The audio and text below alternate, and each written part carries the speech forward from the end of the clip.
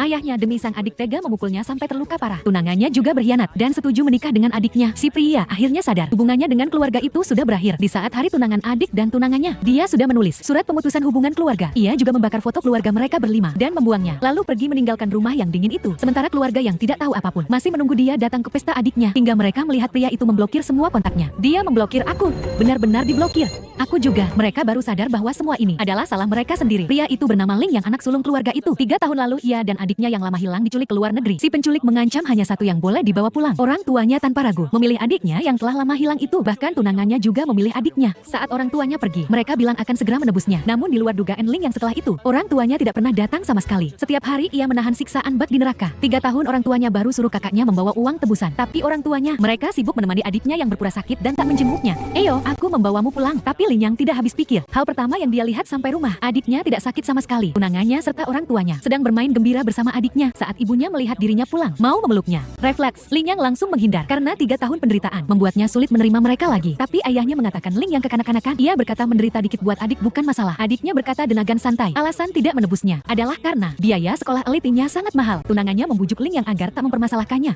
dan menyadari tangan Ling yang penuh dengan bekas luka dan sayatan. Saat mau menanyakan apa yang sebenarnya terjadi, adiknya langsung pura-pura kepalanya sakit. Akhirnya mereka pergi ke tempat adiknya yang pura-pura itu. Melihat Ling yang tak mau maafkan adiknya, sang kakak memarahinya dengan keras. "Ling yang, karena kamu Lin Feng kambuh lagi traumanya, kamu tidak mau minta maaf ya sudah. Bicara satu kalimat begitu susahnya, aku tidak menyalahkanmu lagi." Ling yang hanya bisa merasa putus asa. Ia merasa salah karena lahir di keluarga yang tak mencintainya. Ibunya menggenggam tangannya dan mengatakan, jika terjadi lagi mereka akan menolongnya dulu. Ling yang langsung menarik tangannya karena di hatinya semua harapan untuk keluarga ini telah hilang. Kembali ke kamarnya, ia menelpon seorang guru piano terkenal di luar negeri dan menerima tawaran menjadi murid langsung sang maestro. Meski gurunya bilang setelah keluar negeri, ia harus hidup terisolasi 3 tahun. Tapi mengingat sikap dingin keluarganya, Ling yang tetap dengan tegas menerima. Ia berencana 7 hari kemudian akan ikut sang guru ke negara asal. Ia akan pergi dan tak akan kembali lagi. Setelah telepon, dia mau kembali ke kamarnya. Namun ketika membuka pintu, ia melihat seekor anjing di ranjangnya. Pembantu rumah menjelaskan padanya bahwa adiknya Lin Feng sudah menjadikan kamarnya sebagai kandang anjing. Ternyata selama bertahun-tahun di luar negeri, sering diserang oleh anjing, meninggalkan trauma besar di hatinya. Maka saat melihat anjing besar itu menggonggong ke arahnya, ia bereaksi segera kabur lari keluar. Saat itu seluruh keluarga sedang bermain gembira di halaman bersama adiknya. Ketika mereka melihat Ling yang mendorong anjing itu jatuh, tidak ada seorang pun yang peduli pada luka Ling yang. Mereka menganggap Ling yang hanya pura-pura terluka karena mau membalas adiknya.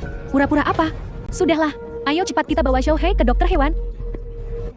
Tanpa menghiraukan kaki Ling yang terluka, buru-buru membawa anjing itu ke rumah sakit hewan. Setelah tahu bahwa anjing itu tidak apa-apa, untuk menebus kesalahan, tunangannya menyiapkan kalung yang sama persis buat dia dan adiknya, dan memakaikannya ke leher Ling yang sendiri. Membuatnya kembali merasakan sedikit kehangatan keluarga. Tapi adiknya dengan sengaja ingin mempermalukannya dengan memasangkan kalung satunya ke leher anjing itu. Lalu ayahnya mengatakan kata-kata yang lebih menyakitkan.